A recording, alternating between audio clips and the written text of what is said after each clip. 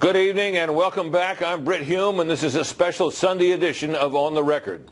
The second presidential debate is just 2 hours away. Just 48 hours ago, a 2005 video of Donald Trump rocked his campaign.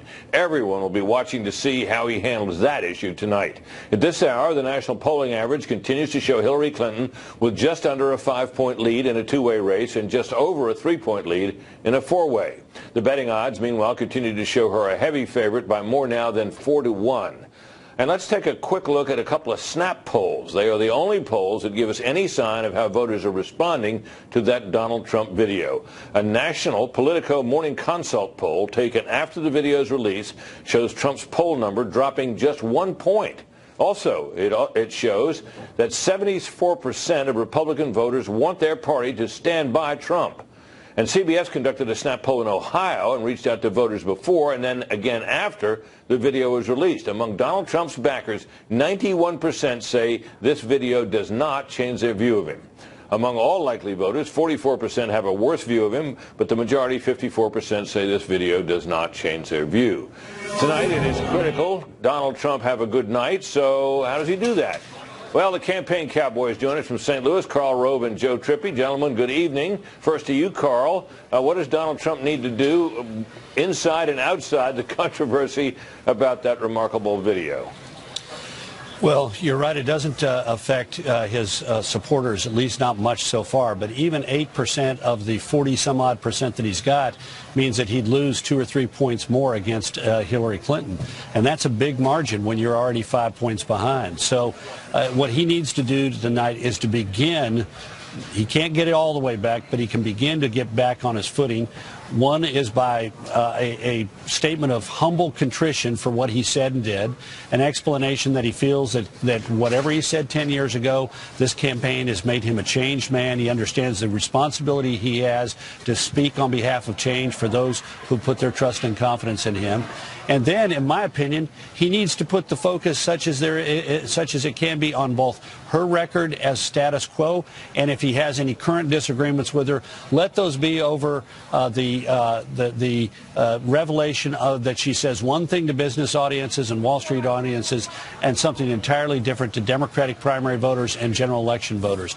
And stay away from going after Bill Clinton. She's prepared for that. She is ready for that. She wants to be simultaneously victim and aggressor. And if he thinks that this is the worst and last oppo dump that they have on him, I suspect there are more tapes that are coming, and the more he digs in against Bill, the more relevant he makes those kind of attacks on him. Joe, how does Hillary Clinton ideally behave tonight? Does she drive this video home, or does she stick to the issues? What? I think she just gets out of Trump's way and let him try to get out of this, watch how he does it, and then just turn to voters and say, listen to what you heard, just like she did in the last one. I think that this is a really tough pickle that he's in. I agree with Karl. This isn't the last thing we're going to see. The more oppo's coming. I do agree with him. Donald Trump's got to do something none of us have ever seen him do before. He's got to be sincerely contrite. Not, teleprompter contrite. He's got to be show humility, and he's got to step back. And if he comes after Hillary Clinton tonight, it does have to be on the issues. I think bringing up Bill Clinton in the past, after this, without humility, without being contrite, without a real apology, just going to be a disaster for him. Well, is it not possible, though, Joe, that there's a way into this for him to raise the fact that she countenanced her own husband's serious misbehavior with women, and that there's been one allegation of rape that has never quite gone away? There's no way to use that and have that be effective. Is she going to be ready for that? Can she turn that against him? I think this is going to be, I think the Butt Clinton defense is not going to work for him tonight. It's been sort of where every time he's done something, he and his supporters have said, oh, yeah, Butt Clinton. I don't think that's going to work here. He can try to do that.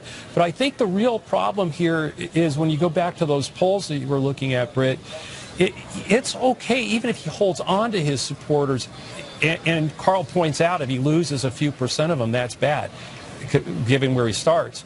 But his problem was he was trying to reach out to women, to suburban folks, to college-educated whites. These are the people he had to grow with in these swing states to have a chance. This thing really pushed him away. Carl, your thoughts on that? Well, look, I think there is one instance in which he could raise the issue of Bill Clinton, and that is if she goes after him in this issue and goes over the top. If she is out there just lambasting him, and he has given a contrite statement of apology, and he feels that he's on ground, he has the ability to go back at her. But it has to be measured and leavened and short. If she's over the top, then it's better for him to say, look, I appreciate that, but at least I did something your husband never did, and then I apologize for my language. He's never apologized for his actions, and then and only then. But here the counterpunch is going to be better than the punch, and it's unlikely that she is going to, in my opinion, go after him hot and heavy about this. She's got smart people around her, and they understand this thing has a life of its own, particularly if there's more stuff coming, and particularly if they've got more Oppo tapes that they're going to drop on a convenient news outlet to bring up in the days ahead. So no need to go overboard, but if she does, he'll have one brief moment to respond to it in a way that would be devastating, but it's got to be short and not angry, and more in regret than in anger. Got it, Carl. Thanks to both of you guys. We'll come back to you shortly. Let's move on now to another controversy unearthed late last week ahead of tonight's debate. But in comparison to the Trump tape, this one has been covered much less by the media. I'm talking, of course, about leaked transcripts of paid speeches Hillary Clinton gave to Wall Street and to other moneyed groups. Fox News correspondent Shannon Bream has details from those unearthed speeches. We can never let Wall Street wreck Main Street again. I spoke out against Wall Street when I was a senator from New York. That's Hillary Clinton last April during the Democratic primary.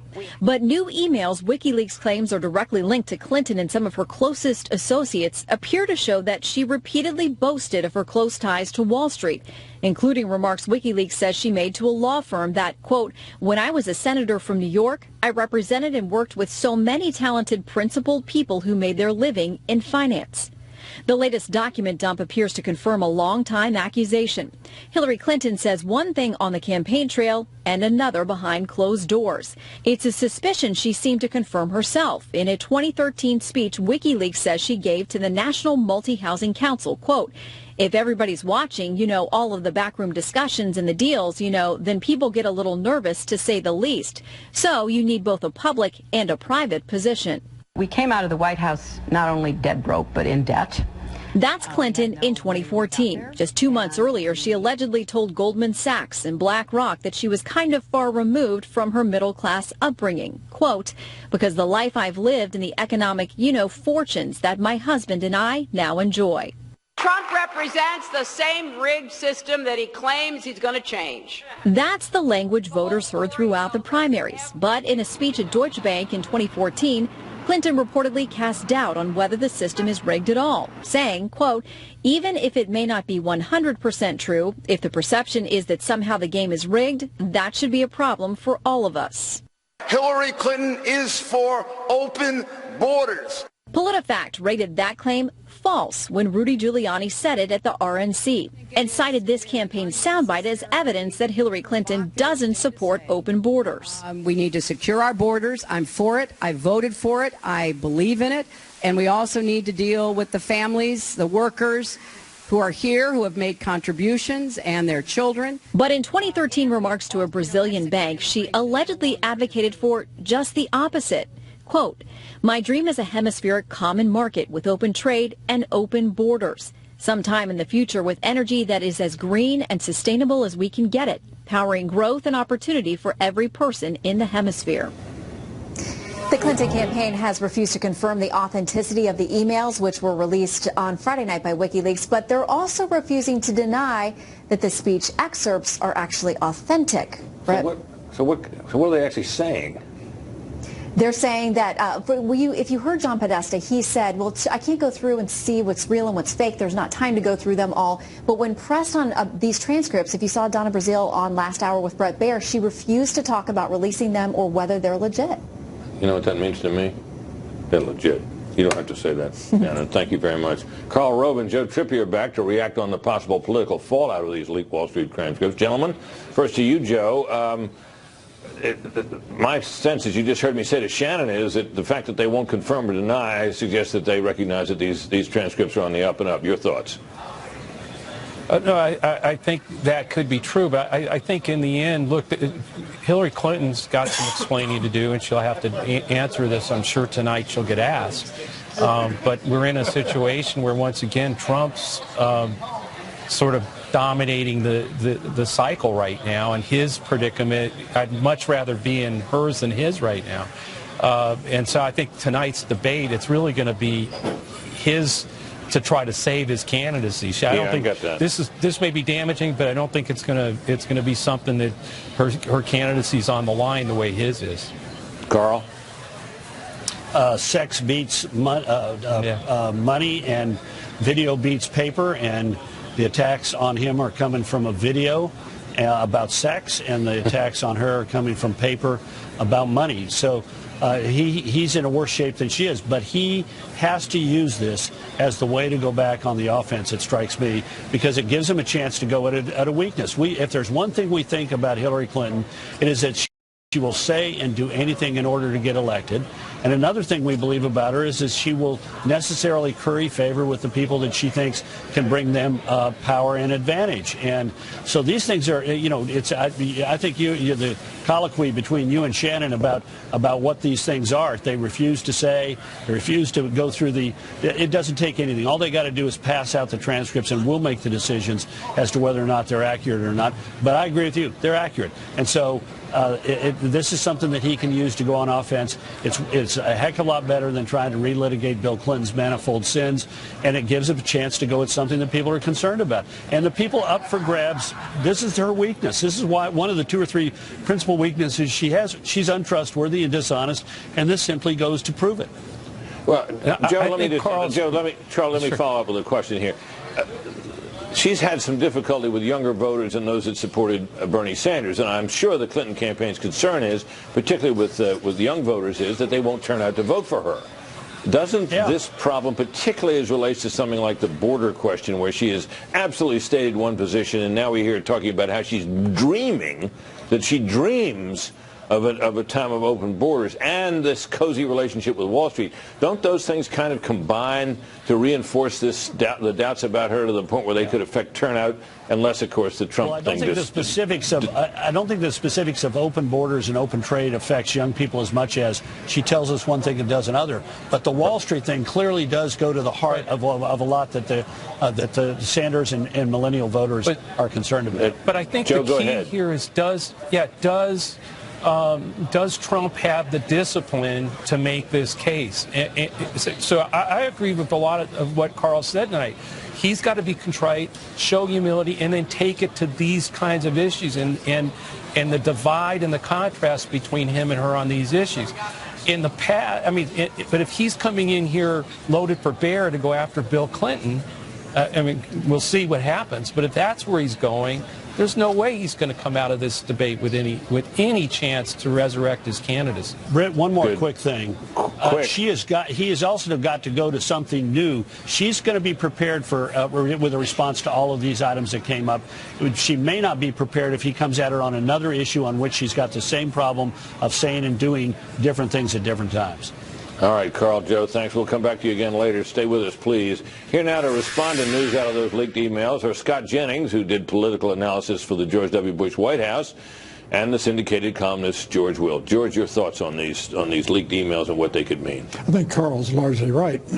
It's very hard to get people's attention in a firestorm of the sort we've had for the last 2 or 3 days on something that, when you read the transcripts, it looks almost like sort of anodyne pandering to the people who are paying her lavish fees. It's not attractive, but it's not dynamite.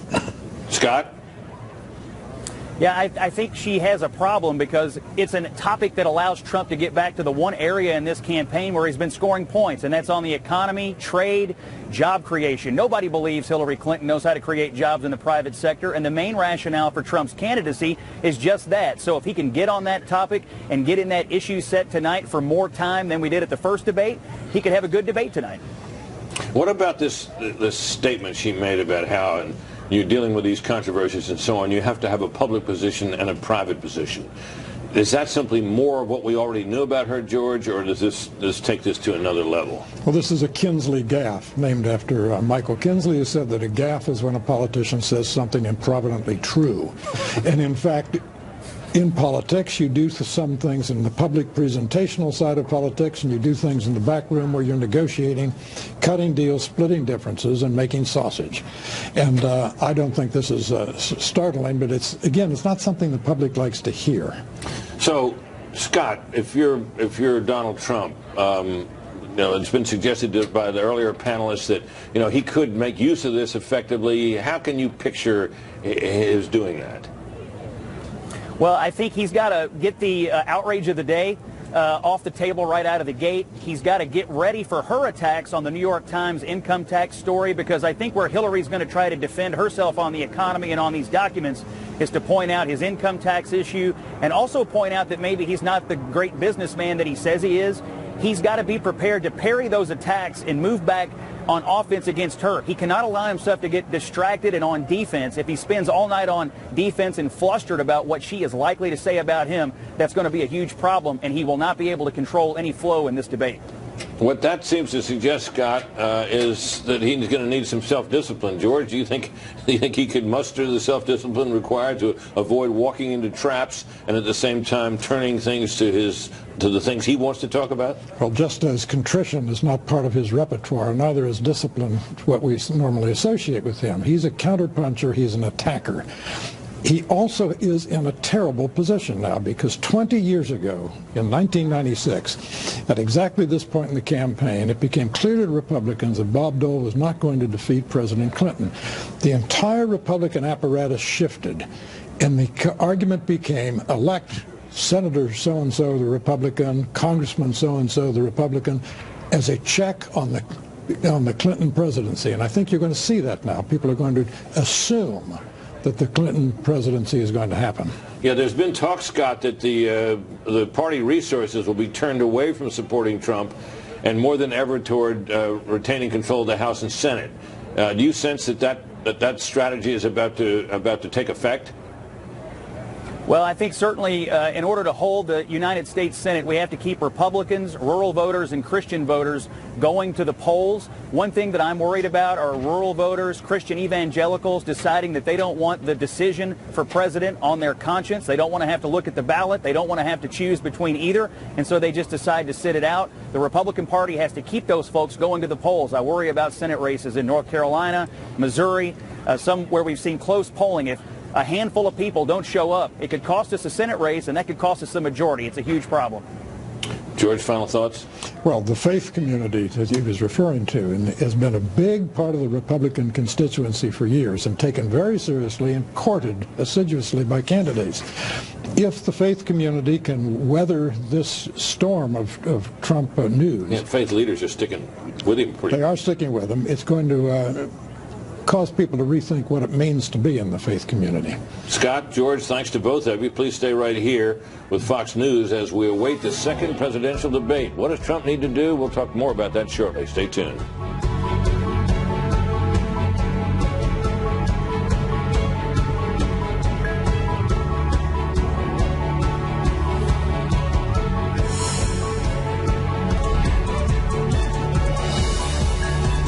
Tonight's second presidential debate is less than 2 hours away now. In the past 48 hours, a number of Republicans have bolted from Donald Trump and pulled their support from his candidacy. But is it wise for these politicians to abandon Trump at this late hour of the campaign? Our nightly political panel is here. Byron York, chief political correspondent for the Washington Examiner, and Heidi Presbella, senior politics reporter for USA Today. Heidi, your thoughts on this? There's some fairly notable people who have walked away now from Trump based on this. John McCain being one, Senator Portman from Ohio. The list goes on. Your thoughts about whether this is politically wise at this late stage? Well, it has to matter to the candidate if his goal is still to win, because what I think it will do is two things. One, it will harden the support among his core supporters who are going to be really angry and feel like he's being, like he does, like he's being abandoned, but it's also going to, I think, crystallize some of the independent support that had drifted away from him over the past couple of weeks since the last debate. And I think the bigger question really at this point is just the absolute quandary that some of these members are in right now. You saw the Politico poll this morning showing that actually a number of Republicans are sticking by Trump. So that makes the decision for what they do really difficult because they still need these Trump supporters to not bail on them when they go to the polls. So I think that the big quandary today is really how these members handle it themselves and whether we continue to see the defections. Tomorrow, I think a lot of that will depend on Trump's performance tonight. There's going to be a conference call, as a lot of news organizations have reported tomorrow among Republicans, and I think they're going to have to make some tough decisions. Now, let's just take a look at some of the faces that represent those who have walked away from Donald Trump. I mentioned John McCain, among others. There you see them, from fairly prominent members, a number of them up for re-election. Byron, your thoughts about how this plays out with so many Trump supporters apparently prepared to stick by him. And if my Twitter feed is any indication today, these people are furious at those who are bailing out on him. And mine too. Trump was in a really perilous moment yesterday. You know, the video story comes out on Friday. There were about 8 hours on Saturday where it looked like there might even be a GOP stampede away from him. And you did see McCain. You saw John Thune, the number 3 ranking Republican in the Senate, go away. You saw Martha Roby, a Republican representative from Alabama. And so you saw kind of a variety of Republican lawmakers cut and run from Donald Trump. My feeling is some of them, like Representative Jason Chaffetz from Utah, they're pretty safe because Trump is not popular in Utah. Others may have gotten out a little ahead of their voters. Not sure about Rob Portman, who's running way ahead of Ted Strickland in Ohio, and he had actually endorsed Trump and had kind of taken the issue head on. Yeah, and he been on Trump's reversed his side. endorsement, right? Exactly. Yeah. So what I think you saw was, first of all, we don't have any good polls. You can't have a good poll this quickly after an event. It has to kind of percolate a little bit. But even on the basis of this quickie poll in Politico this morning, I think maybe some lawmakers said, well, I don't think I want to get way out in front of my voters right now who seem to be sticking with Trump. So for the moment, I'll just stay quiet. Yeah, I think that appears to be what a bunch of them have done. We're going to come back to you all in just a little while. Please don't go away. We're just about 90 minutes now away from the second presidential debate. So, what are the candidates themselves doing for final preparations? We'll take you to both campaigns coming up next.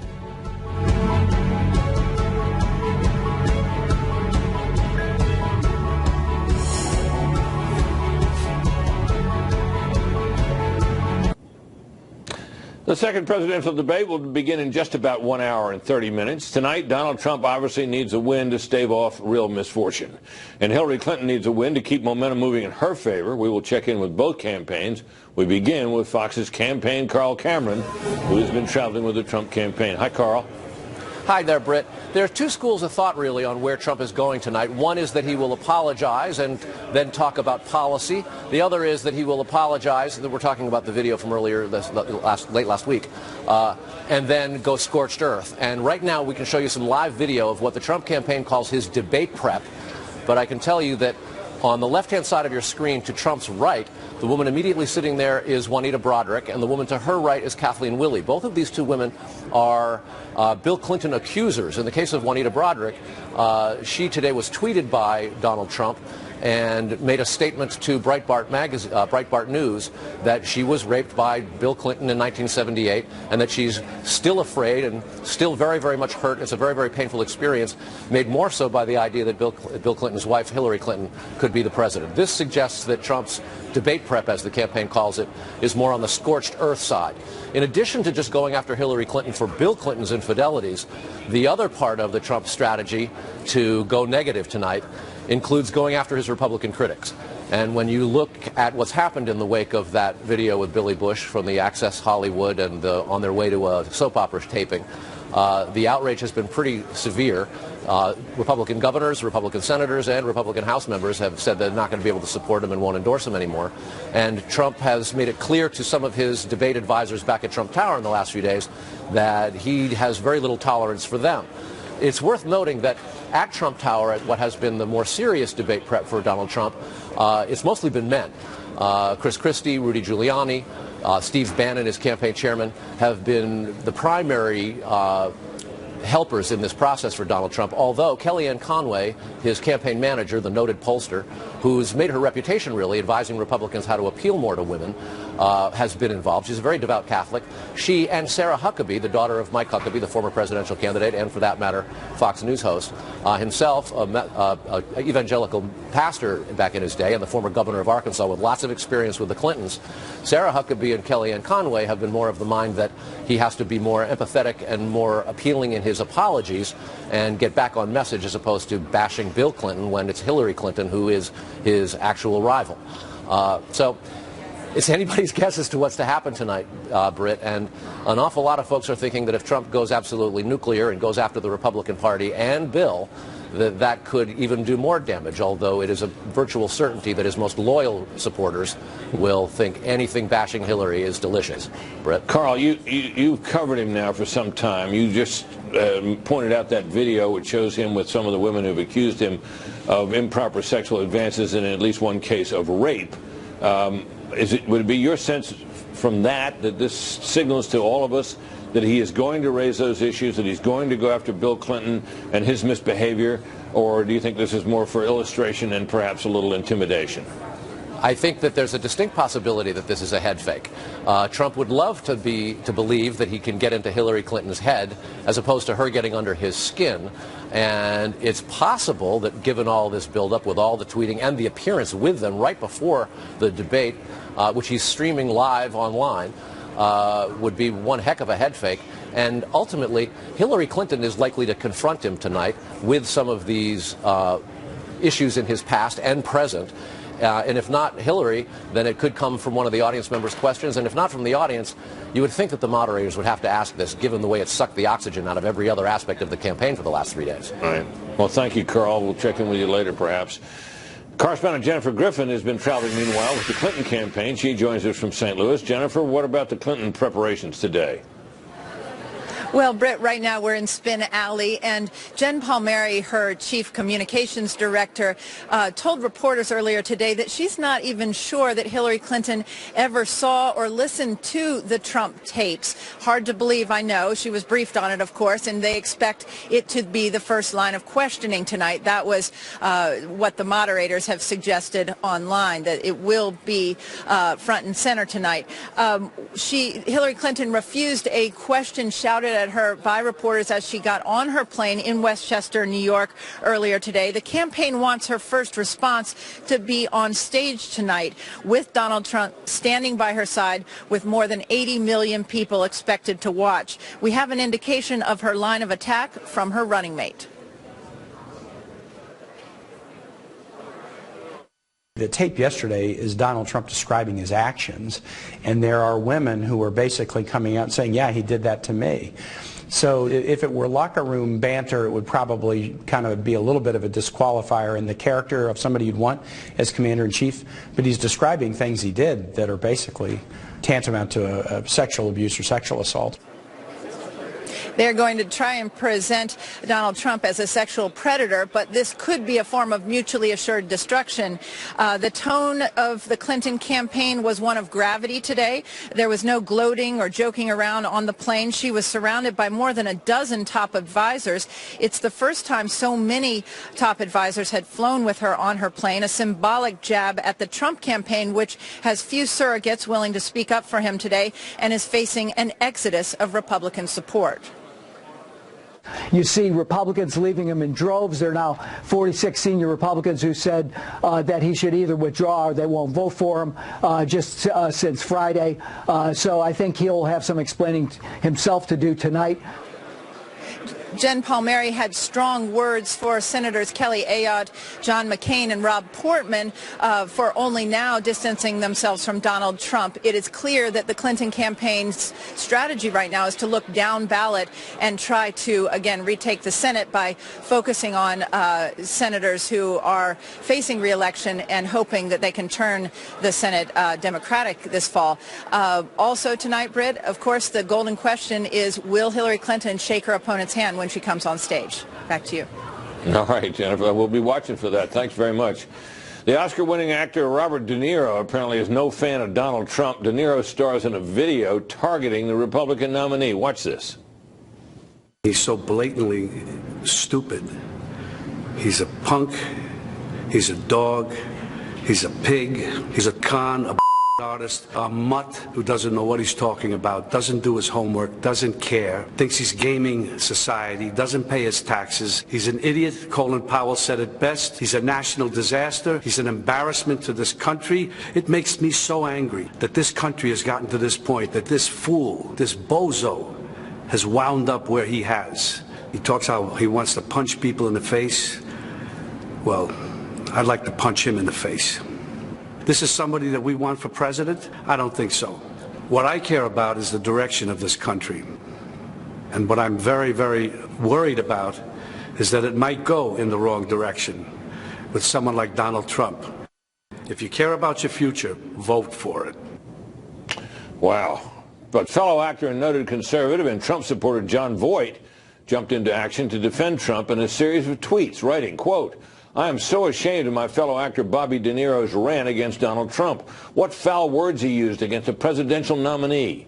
Quote, who has worked any harder than any other man I know in the past year and a half to get a good message to the American people? I don't know too many men who haven't expressed some sort of similar sexual terms toward women, especially in their younger years." And did the media focus on the Donald Trump video and mostly ignore a Hillary Clinton email matter? We'll look at the coverage of that as we count down to the next presidential debate. Stay with us.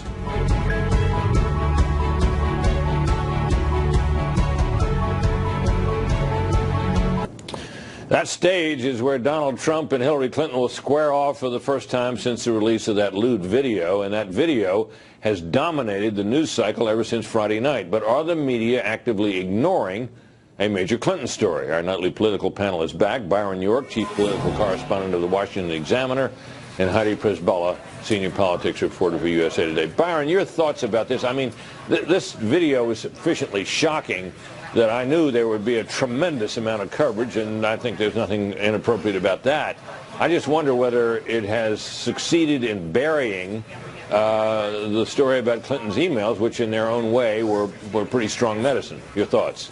Well, the answer is almost yes. I mean, you can see why the Trump story would get more coverage just because it involved audio. You heard Trump in his own voice saying this stuff, much more powerful than if it had just been a print story quoting him. So, look, you can see why it got that big. It's about something that everybody has an opinion on. It's discussed at offices and other places where people gather. So that's true. On the other hand, some of this Clinton stuff has been very, very significant and very issues-oriented, where she had said in a speech that she wanted a hemispheric open borders.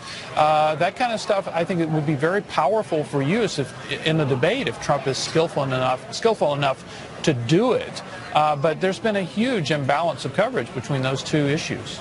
Yeah, Heidi, let me ask you, let's suppose, just for the sake of discussion, that we didn't have this Trump matter that has been so explosive. Would this Clinton story there's several really that grow out of the email releases, would it have been much different in your judgment?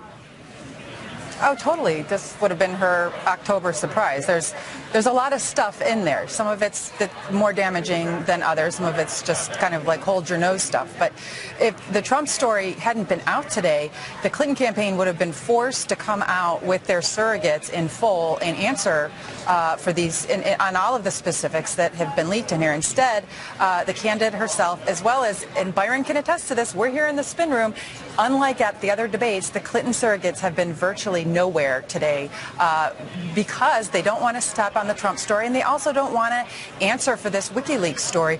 I have to point the finger here, though, Britt, a little bit at broadcast, just because I feel like us in the newspaper industry, we've all done full take stories on this, but just because, like Byron says, of the salacious nature of this, and because of the fact that the Clinton people are really actively holding back their surrogates, broadcast has been dominated today by the Trump tapes, and you have the audio that you can play back. It makes for a visual and an audio show, and so that's what's been happening today. But had that not happened, yeah, the WikiLeaks story would be Clinton's October surprise, and we'd be going over point by point discussing just, the nature of the different emails that were exchanged here. I have to say, from the Clinton campaign's perspective, there's been a lot, though, that's been buried. Like, they wanted to get out that this WikiLeaks is basically the Russians doing this to them, and they've been unable to also communicate that. So it's all been buried. But what they're not saying, of course, Heidi, is that these emails and the documents that were contained in them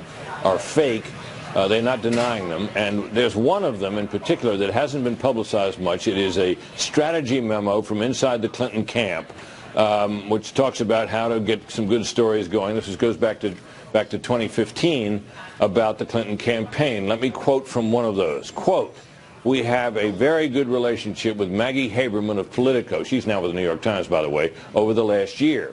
"We have had her tee up stories for us before and have never been disappointed. While we should have a larger conversation in the near future about a broader strategy for re-engaging the beat press that covers HRC, for this we think we can achieve our objective and do the most shaping by going to Maggie." Now, Maggie Haberman, I had reached out to her. I've known her and always respected her, and she declined to comment. She did. The New York Times, however, did put out a statement regarding her, and I can read a little bit of it here. This is from Carolyn Ryan, National Politics editor. Quote, "Maggie Haberman is a brilliant and scrupulously fair reporter who is trusted by people from all sides of the political debate. Any suggestion otherwise is just false." Byron, your thoughts about this excerpt from that strategy memo? Well, it doesn't look very good for the reporter involved, because basically it said they wanted a friendly reporter and somebody who's really come through for us in the past, who's teed up stories for us in the past. And they were looking for a piece about their launch to show what a careful, thoughtful process Hillary Clinton was going through in deciding to run for president. The other thing is that it actually, this memo could reappear in the campaign because Maggie Haberman with the Times does a lot of the lead coverage on the Trump campaign. And, of course, the Trump campaign can say, here is a reporter who was deemed so friendly to the Clinton campaign that they wanted her to do their big rollout story, and now she's covering Donald Trump, and we're supposed to get fair coverage. I think you'll probably see it as a basis for some complaints from the Trump campaign about the New York Times specifically. How do you want to comment on this? Yeah, I think, Britt, that we should let the viewers in on one of the worst-kept secrets in Washington, which is that all campaigns shop for reporters and they shop for papers when they're about to make a major launch, like the Hillary Clinton campaign was. It wasn't a campaign at this point when this memo was drafted in January of 2015. The New York Times, to all of our chagrin, gets a disproportionate number of these scoops just because of their reach. And in terms of the never disappointed us, it could just mean that Maggie writes a very richly reported story, which is why the Trump campaign, she's been getting so many scoops out of Trump Tower as well. Byron makes a point that it could be used otherwise. Hate to cut you off, but we got to go here. But, yeah, so I don't know how damaging it is to her because she's getting so many Trump scoops. Yeah, that's a good point. Well made. Thanks to both of you. Donald Trump just may have laid out his game plan for the night, and he may take aim directly at Bill Clinton. Trump appearing with Clinton's accusers. This is interesting. Karl Rove and Joe Trippi respond next.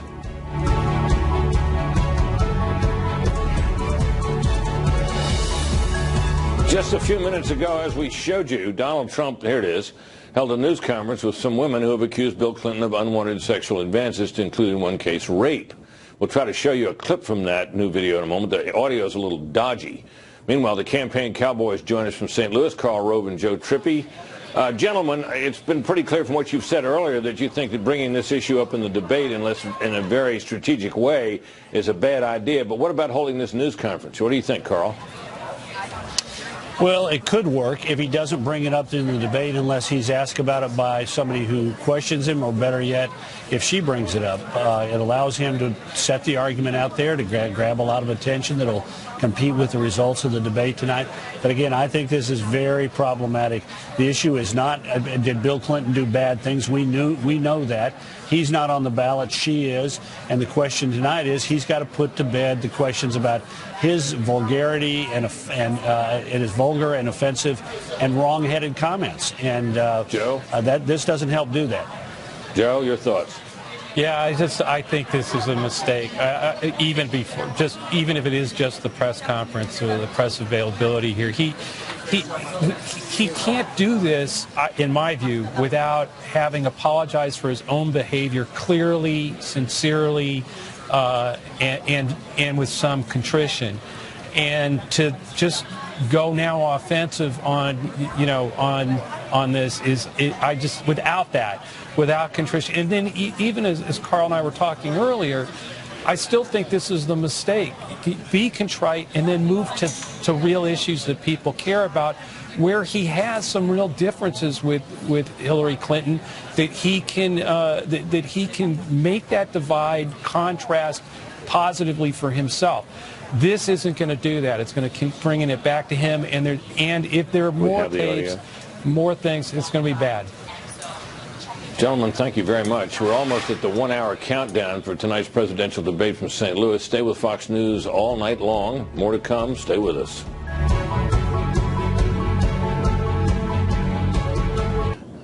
As we've noted, Donald Trump just dropped a new element into the pre-debate atmosphere with a little more than an hour to go before tonight's event. A news conference with some of Bill Clinton's accusers. Here is some sound from that news conference. Mr. Trump may have said some bad words, but Bill Clinton raped me and Hillary Clinton threatened me. I don't think there's any comparison.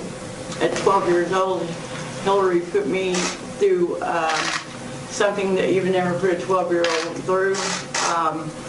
And she says she's for women and children. When she was asked last year on what happened, and she said she's supposed to defend whether they did it or not, and now she's laughing on tape saying she knows they did it. Carl Cameron is back with us. Carl, does this suggest to you now that it's inevitable that he's going to bring this up during the debate? Yes, it appears pretty obvious. And at one point in the last few days, Trump suggested that he might actually put those very same women in the audience in order to play some sort of psyops on Hillary Clinton, and that's entirely possible as well. And this has caused a great deal of consternation for a lot of the Republican National Committee people here at the debate. And one of the things that I just was told by a senior official in the Republican National Committee is that depending on how things go tonight, there may be some very, very serious decisions made about financing. There's been a lot of talk about whether the RNC might shut off the money to Donald Trump and dedicate it towards down-ballot candidates. That's what's being discussed, Britt. Well, thanks, Carl. Well, that's about it for us tonight. The O'Reilly Factor is up next with Bill continuing our pre-debate analysis, to be followed, of course, by the debate itself. We'll be back here at 7 tomorrow night. Hope you will, too. Further debate coverage and analysis continues now with my colleague, Bill O'Reilly. Bill?